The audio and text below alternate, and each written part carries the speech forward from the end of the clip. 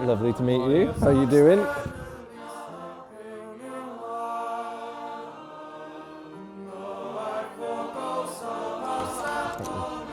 Notoriously.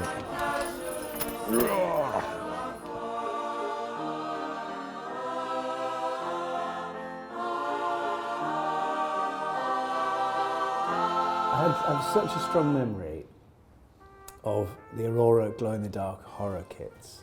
I was obsessed with horror as a child. I knew so much about it, stuff that I've forgotten now, about directors and Hammer. And every Saturday morning, when my mum was having her hair set, I used to go up the ramp to Harding's toy shop, and there they all were, stacked up on this, like the top shelf, because where all the naughty things were. And I just used to gaze at those pictures, and the image of those pictures has never left me. And I was only ever allowed to buy one, and I chose the Mummy. I don't quite know why, but it was just the image of all those, because the pictures are great, aren't they? It's proper pop art. I mean, they're much more interesting than the models, which are a bit disappointing. But the promise of those pictures, they're so lurid.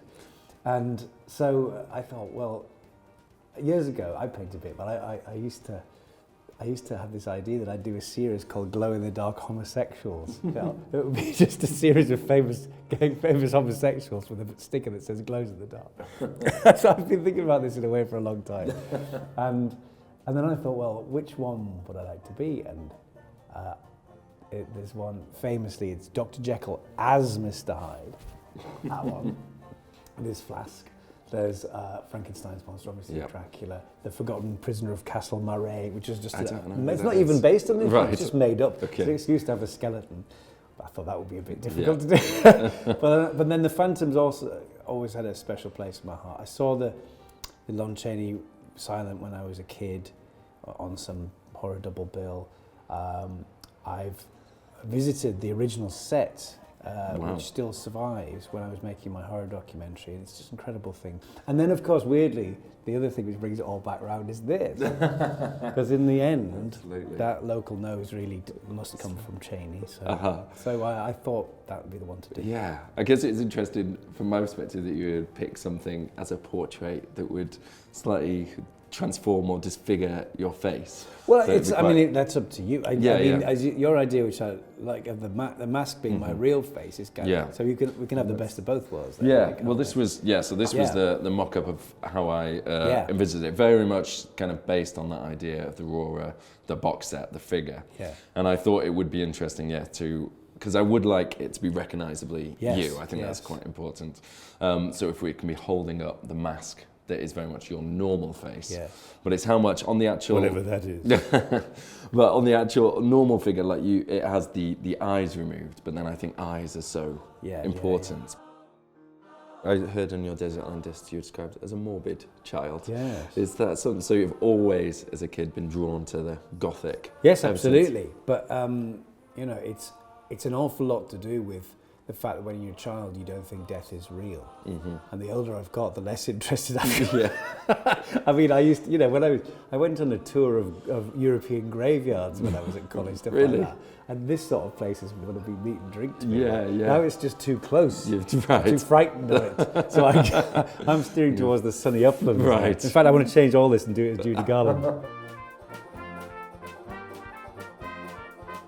I remember some passages of this, like the Bible, that he put celluloid discs in his cheeks to do that, and it was the nose was done with wire, I think. So I'm thinking of the painting. It would be quite cool to play on some of this imagery of this cult, kind of how it maybe play up some of the colours, making them quite vibrant. And not as gloomy, so bright greens. I think the thing that appealed to me as a child was how lurid they were. And actually, because they're all from black and white movies, so if you even saw them, they never looked as exciting as that. And as I said, the kits themselves are nowhere near as exciting as the picture. Well, this is the instruction manual of how to put it together.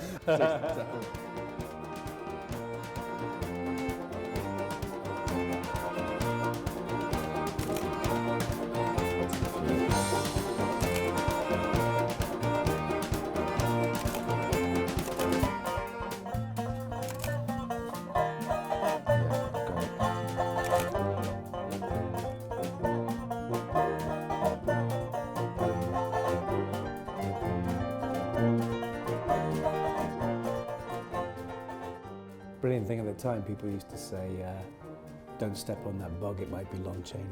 Man of 1,000 faces. This is the bit, right? Yeah.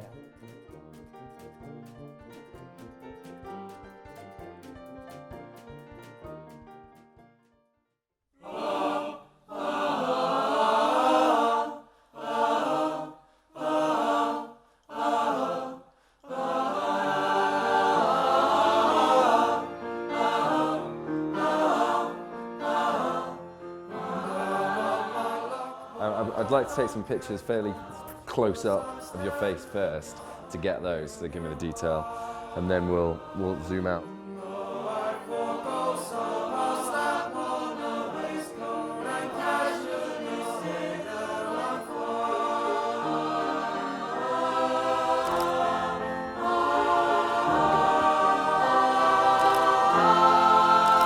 Pull this arm, yeah.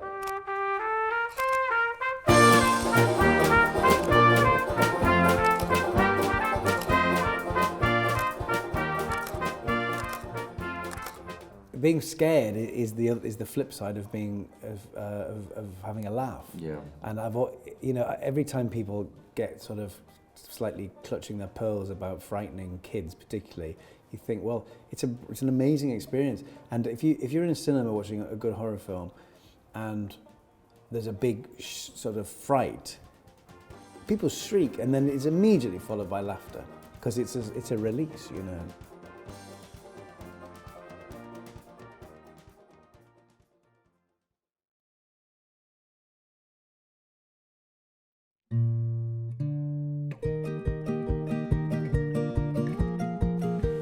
Hello Mark, how you doing?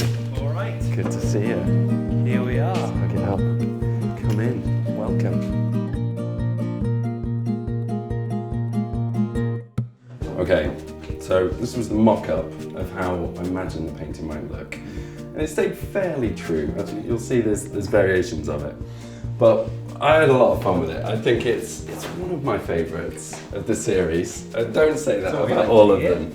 And it was a fun little twist and interesting genre that I haven't painted before, so I kind of made a few experimentations, which you'll see. And hopefully it's a lot of fun. Well, let's see. Are you ready to have a look? Right, let's do it. Oh my God! Okay. Wow.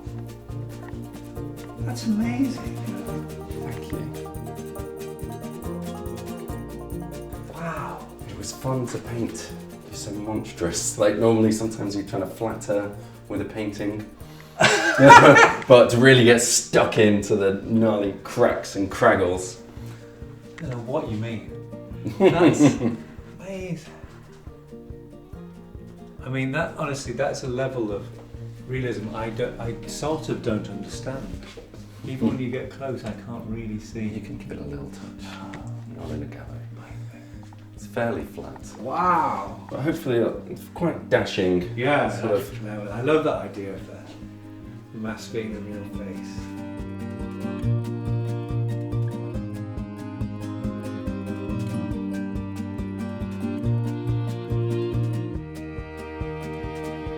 Brilliant. And it does glow in the dark. I will show you after. Turn the lights up. Perhaps in a slightly different. No, it does. The outline around here all glows. Yeah. And this sign glows. Yeah.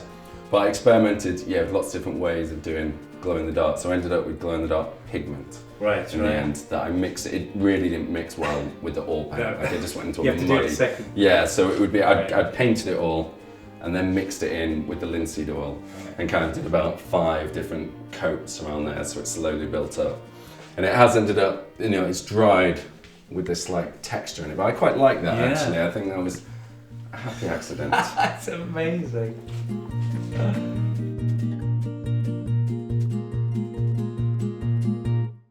Is it how you imagined it might look? I don't know because, yes and no. I guess I suppose it's more photorealistic than I am. Mm-hmm. Just because the reference is in that sort of 60s style, but it's amazing. you know, I got lots of nice images of the crypt where it's quite out of focus and soft. And I think that gives it a slightly photographic feel, that depth of field. Yes, you get a sense of the place. From the crypt being out of focus, But still, on top of that, I wanted to kind of do little scratchy elements of paint, a bit like a Gerhard Richter, kind of dragging a little dry brush across, so that it's got a blend of the photorealism style, but with some kind of texture and painting it and leaving like a little dark outline around the edge.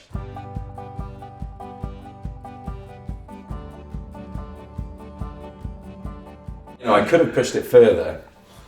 Like I was thinking maybe I'd do the Don Laney kind of slick back hair, but then I didn't want to disguise you too much. It's a brilliant combination, I think, and actually the makeup, the dark lines of the makeup are really clever. It's fantastic. Looks like you can just take it. It's that's turned out, I think, to be a very clever idea.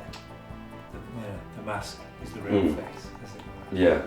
It gave me a good concept to work with. You feel has that pushed you somewhere different there? Would you like to do? Yeah, I think so. Dark pictures. I think it's made me think, because I want them to look cinematic, you know, and that relies on an element of reference to photographs and things like that. But I do like the idea of being a little more experimental with a few techniques to kind of really make it a painting. Yeah. So, you know, I don't do too many different experimentations of different mediums and things like that, but I made a whole glow-in-the-dark board of trying different paints and things like that. So that was quite a fun process. God, what a day I'm having.